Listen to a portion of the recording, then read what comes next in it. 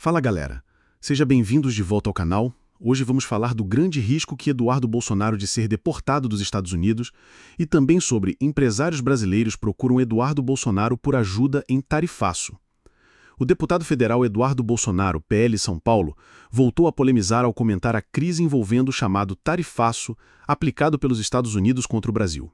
Segundo Eduardo, não adianta empresários brasileiros investirem milhões em empresas de lobbying em Washington, porque o presidente Donald Trump só vai ceder se tiver algo em troca. A moeda de troca citada pelo deputado é a aprovação do projeto Anistia. O parlamentar disse que é simples resolver o problema das taxas de 50% aplicadas à produção brasileira que é enviada para os Estados Unidos.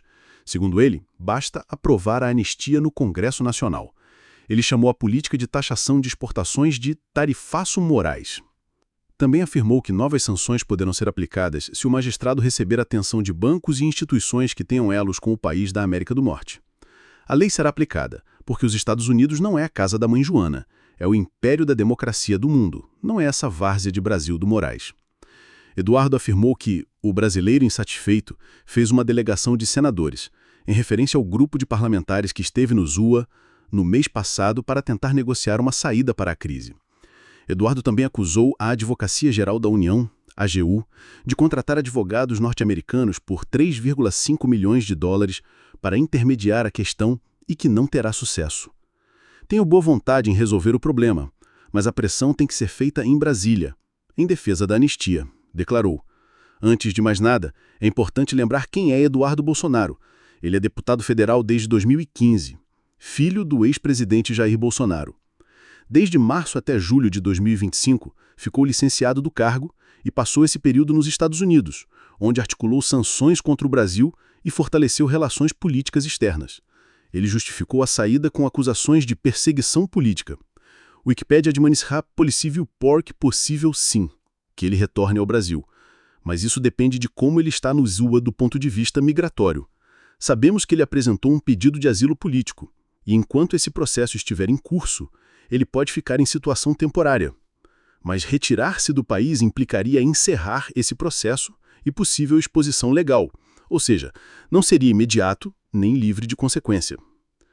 Outro ponto importante é que desde que está nos Estados Unidos, Eduardo não registrou formalmente sua atuação como agente político estrangeiro, o chamado FARA, ao Departamento de Estado americano, o que poderia gerar questionamentos de autoridades de imigração no ZUA. Em julho de 2025, a Justiça brasileira determinou o bloqueio de bens, contas e chaves Pix de Eduardo em razão de ações suspeitas de lobby contra autoridades brasileiras. Isso reforça que, mesmo longe, ele está sob o olhar da justiça no Brasil, e eventuais exigências como comprovação de residência ou retorno podem impactar sua situação política por aqui. Outra informação relevante é que Jair Bolsonaro, em entrevista à Reuters, afirmou que espera que o filho busque cidadania americana em vez de voltar para o Brasil, o que mudaria drasticamente o cenário, já que cidadania elimina o risco de impedimentos migratórios. Então, resumindo, Eduardo Bolsonaro teoricamente pode retornar ao Brasil, mas existem implicações legais e políticas. Se seu pedido de asilo político ainda estiver ativo, ele precisaria encerrar formalmente o processo ou se exporia a risco de deportação ou recusa futura de entrada de volta no ZUA. Além disso, há a questão dos bloqueios judiciais e da pressão diplomática entre os dois países.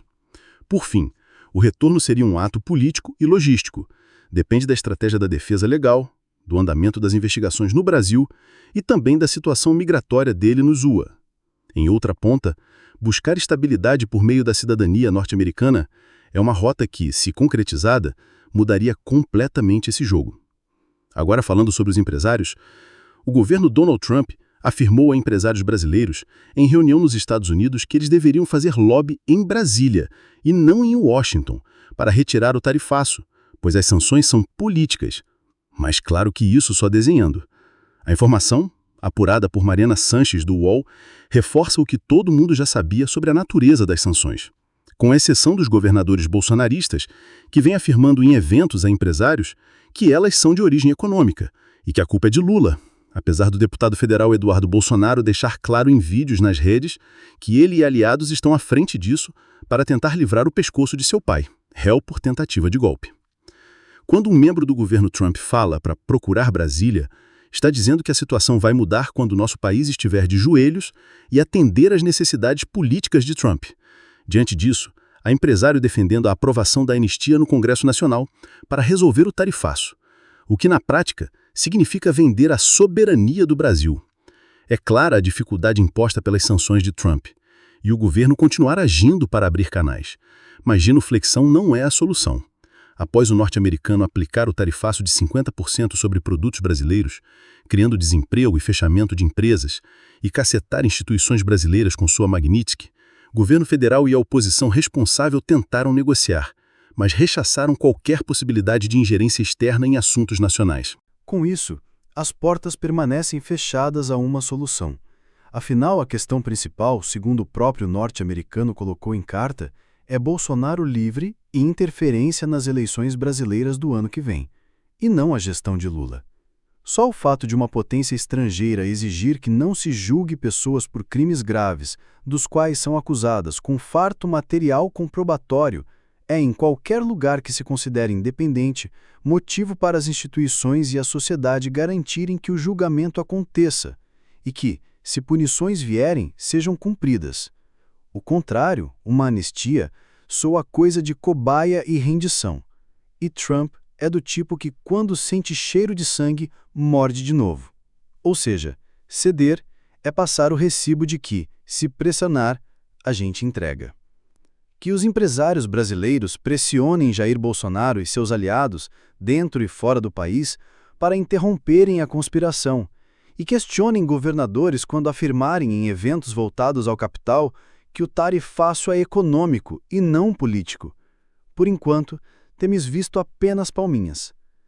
A relação entre Eduardo Bolsonaro e Donald Trump, antes marcada por proximidade, sofreu uma reviravolta nos últimos meses. O filho do ex-presidente Jair Bolsonaro, que se mudou para os Estados Unidos, enfrenta agora risco real de prisão e até deportação, enquanto apoios políticos que pareciam sólidos começam a se desfazer.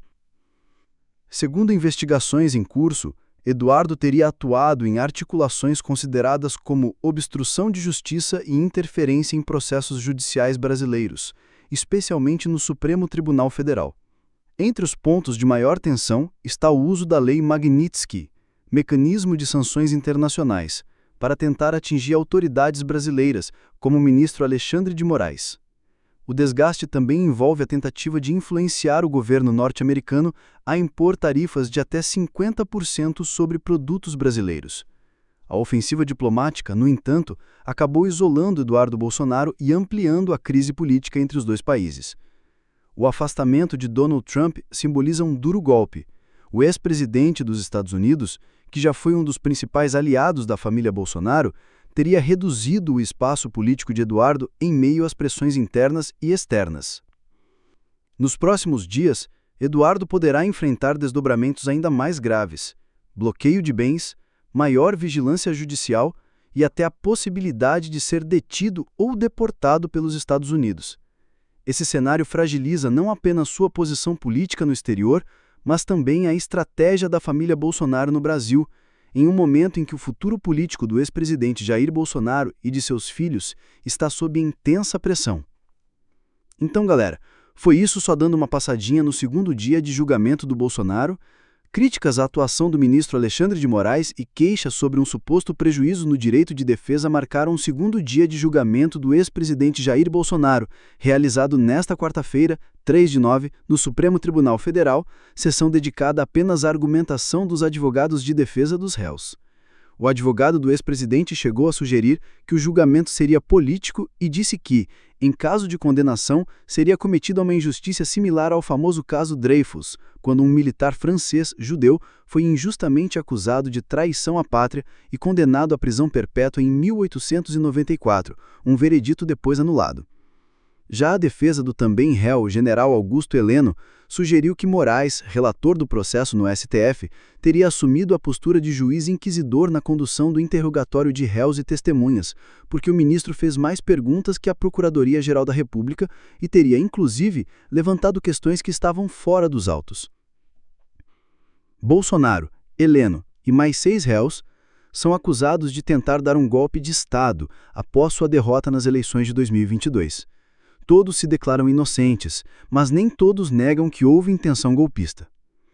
Outro destaque do segundo dia foram as tentativas das defesas de Heleno e do ex-ministro da Defesa Paulo Sérgio Nogueira de afastá-los das acusações contra Bolsonaro. Os advogados de Bolsonaro disseram que não há qualquer prova de que o presidente participou ou ordenou atos violentos, como os ataques de 8 de janeiro de 2023, quando bolsonaristas depredaram as sedes dos três poderes, ou os planos Punhal Verde-Amarelo e Copa 2022, que, segundo a PGR, visavam matar o então presidente eleito Luiz Inácio Lula da Silva, seu vice, Geraldo Alckmin, e o ministro Moraes. Bolsonaro não tem absolutamente nada com Copa 2022, Punhal Verde-Amarelo e 8 de janeiro. Absolutamente nada, argumentou o advogado Celso Vilardi. Com essa argumentação, a defesa tenta afastar as acusações de que Bolsonaro teria cometido crimes de tentativa de abolição violenta do Estado Democrático de Direito e golpe de Estado, já que a lei que tipifica esses delitos prevê que ambos são cometidos com emprego de violência ou grave ameaça. A PGR, por sua vez, diz que Bolsonaro tinha ciência dos planos para matar autoridades e autorizou sua execução, citando como prova o fato do plano Punhal Verde-Amarelo ter sido impresso em 9 de novembro de 2022 no Palácio do Planalto, pelo general Mário Fernandes, então secretário executivo da Secretaria-Geral da Presidência, e depois levado para o Palácio da Alvorada, então residência de Bolsonaro. A acusação também diz que o ex-presidente instigou os atos de 8 de janeiro e que a tentativa de golpe já estaria em curso quando Bolsonaro se reuniu com os comandantes das Forças Armadas para debater possíveis medidas de exceção, como decretação de estado de defesa ou de sítio no país. Bolsonaro admite que realizou essas reuniões, mas diz que as medidas cogitadas estariam dentro das 4 linhas da Constituição e não foram levadas adiante. Seus advogados negam qualquer intenção golpista do ex-presidente, mas levantaram um argumento jurídico contra sua condenação. A defesa diz que essas reuniões poderiam ser tratadas no máximo como atos preparatórios para crimes, não podendo, pela legislação brasileira, levar a condenações.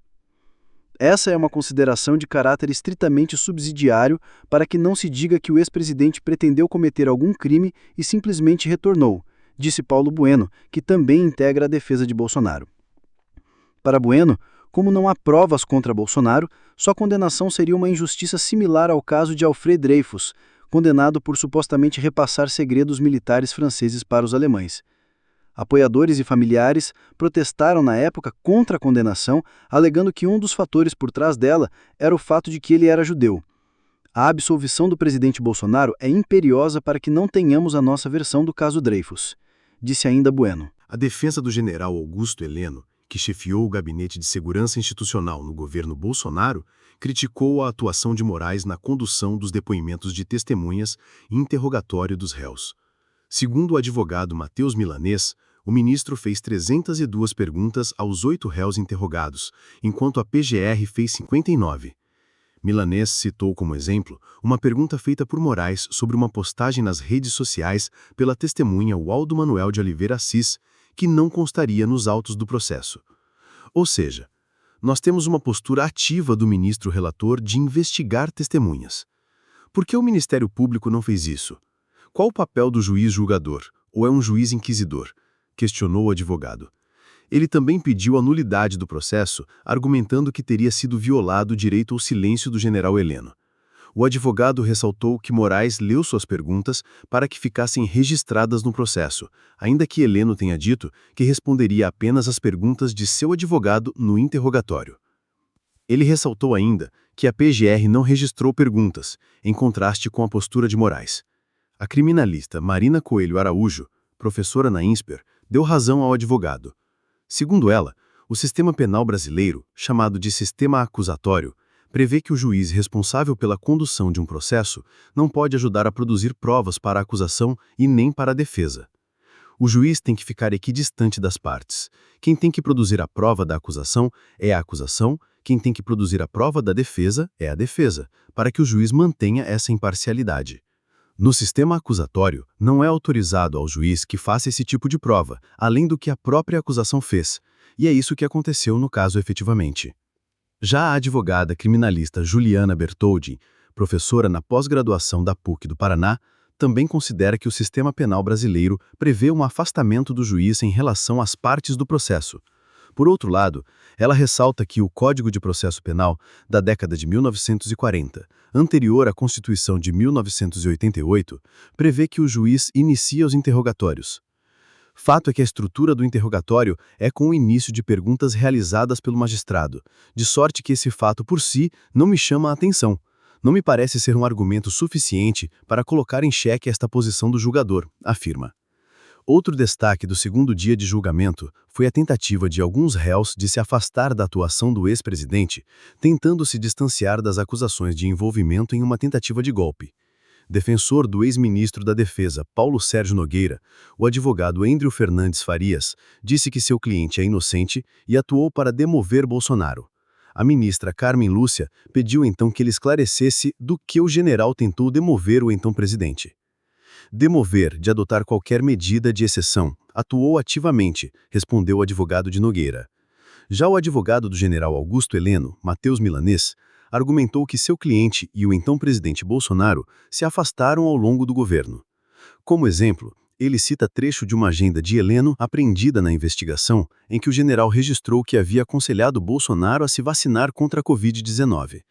Para Milanês, esse é um exemplo que contradiz a tese da acusação de que Heleno era um grande influenciador e conselheiro do então presidente.